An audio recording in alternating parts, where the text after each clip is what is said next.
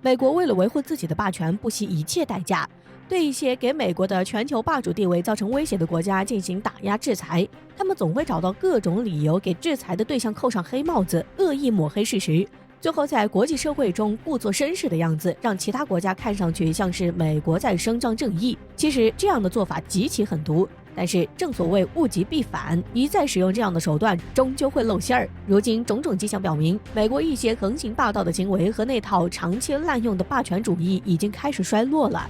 据《环球时报》相关消息报道，28号，中国网民联署签名，要求世界卫生组织彻查美国德特里克堡实验室，将此实验室纳入追查新冠疫情溯源的重点对象当中。因为各种迹象表明，病毒的起源似乎就是发生在美国。而拜登政府还大言不惭地下令美国专家彻查病毒溯源，有意地将病毒的根源怪罪到中国头上。这样无耻的行为引起了国人的愤怒。截至目前，签署这份活动的人数已经达到了1700万名。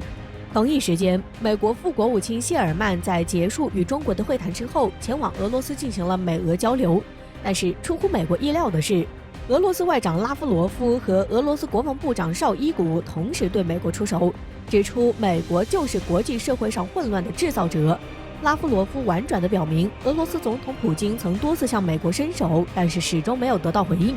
如今，俄罗斯已经放弃了打算和美国合作的想法。总而言之，美俄之间现在真正的关系应该是竞争对手，而不是合作伙伴。俄罗斯国防长绍伊古也表示，如今东南亚局势动荡不安，其主要原因就是美国在从中作梗，所以美国应该立即停止一些不正当的行为。此外，据伊朗共和国通讯社相关消息报道，伊朗最高领袖哈梅内伊在28号会见伊朗内阁成员时，更是直接剑指美国。他表示，伊朗在近8年中总结出的经验之一就是不能相信西方国家，尤其是美国。有相关分析人士认为，如今中俄伊3国同时奋起敌对美国，这从广义上说明美国的霸权主义已经衰落了。而美国此前似乎从未遇到过这样的时刻，所以说美国现任总统拜登也将迎来史上最艰难时刻。如今就看拜登面对这样的牌局怎样出招了。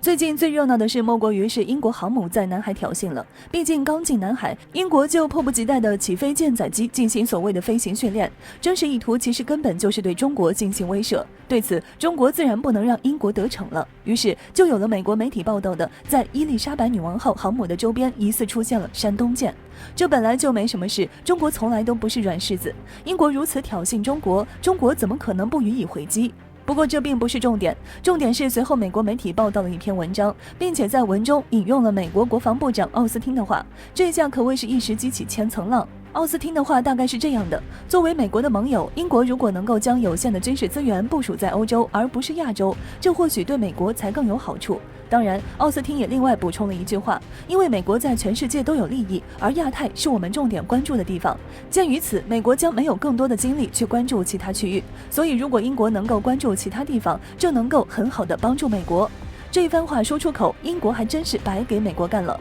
毕竟英国为了和美国共进退，拖着自己的老航母伊丽莎白号东拼西凑的凑起来一整个航母打击群，并且还经历各种波折、各种事故，可谓是历经千难万阻才到亚太地区，甚至才刚刚进入中国南海附近，预备搞事情挑衅的时候，美国来这么一出，直接就打脸英国。奥斯汀的话其实完全可以用简单4个字概括，不如别来。这满满都是嫌弃的话语，虽然往后找补了，但依然可以说或是伤害性不大，侮辱性极强。对此英国能怎么办？再加上又有中国在边上磨刀霍霍，英国只能转头就准备离开，表示伊丽莎白女王号将撤出南海，前往菲律宾。可信度先不说怎么样，其中有一句话却很有意思，那就是英国决定让伊丽莎白女王号打击群不靠近中国南海岛礁几十英里之内。这出大戏还真是喜闻乐见，美国这无异于是自斩臂膀。英国虽然小心思挺多的，但是确实一直都和美国站在一条线上，如今潜力送人头，美国却还嫌弃的要命，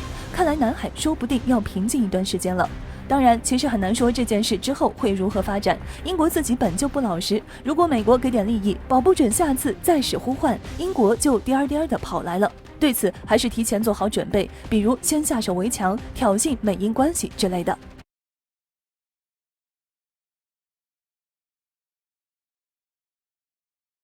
英国伊丽莎白女王号航母自从经过了马六甲海峡开始，中国不仅口头上警告其不要试图挑衅，更是进行数次实弹演习警告，让英国航母在南海的行动不得不小心谨慎。而最近德国也宣布了其军舰即将前往亚太，并且也将进入南海海域。但是中国对德国的态度却令人惊讶，并没有像大家所想象的那样对德国发出警告，这让英国大失颜面。针对这一问题，国防部发言人赵立坚表示，希望有关国家在南海航行时切记遵守国际法，尊重沿岸国家的主权，不要做损害地区和平与稳定的事。对比之前英国航母来华，德国军舰受到的待遇要好很多，差距咋就这么大呢？据相关人士分析，其实德国早就和中国打过招呼了，还很可能届时到上海进行访问，所以此次前来南海并不能算是对中国的挑衅。而且德国并不像英国一样，在和中国交流的过程中保持着较高的自主性，并没有一味地听从美国敌视中国，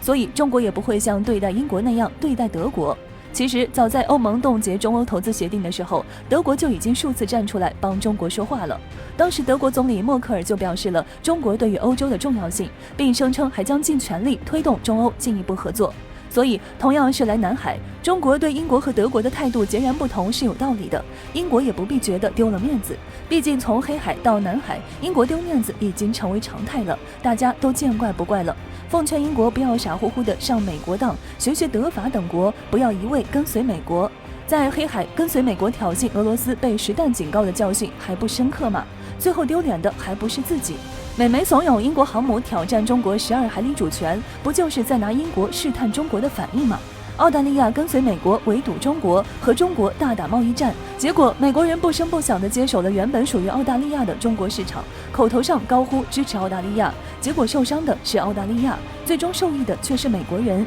这些例子足以证明，在利益面前，盟友在美国面前什么都不是。德法等国正是看清了美国的真面目，才避免了被美国当枪使的命运。希望英国未来也能看清这一点，不要到时候被美国卖了，还在数钱。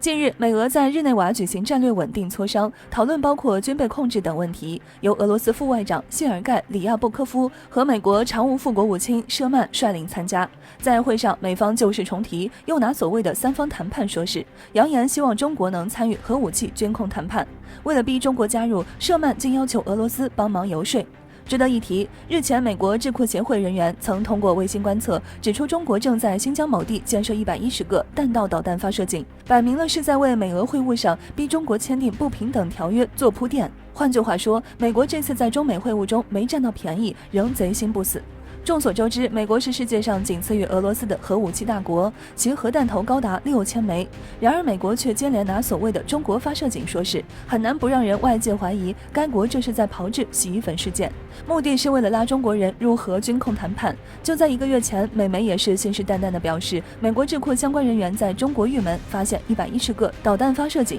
尽管中方已经辟谣，可美国人仍揪住不放，可见该国恶意渲染炒作已经陷入疯狂的地步。如今在访华吃瘪后，舍曼在美俄会谈上试图怂恿俄罗斯逼中国签不平等条约，对此俄罗斯送上了非常精彩的反应。我完全了解中方的立场，就核武库的规模而言，美俄是世界上最大的核国家，在此背景下要求中国加入美俄的军控谈判是不合理的。俄罗斯外长里亚布科夫直白地表示，中国加入谈判的可能性很小，甚至可以说是不存在。这并非俄方第一次表达类似的态度，实际上早在此前的拜普会举行前后，俄罗斯政府就曾通过多种形式表达过类似的态度。美方频频炒作中国核威慑，无非就是想遏制中国核发展的同时，为自己退出与俄罗斯的核军控框架寻求借口罢了。但令美国人怎么都没有想到的是，俄罗斯的反应竟如此坚决，一度令美国彻底急了。毕竟这意味着美国企图拉中国入坑的阴谋将面临又一次失败，一次又一次地对中国宣战，美国这是没完了。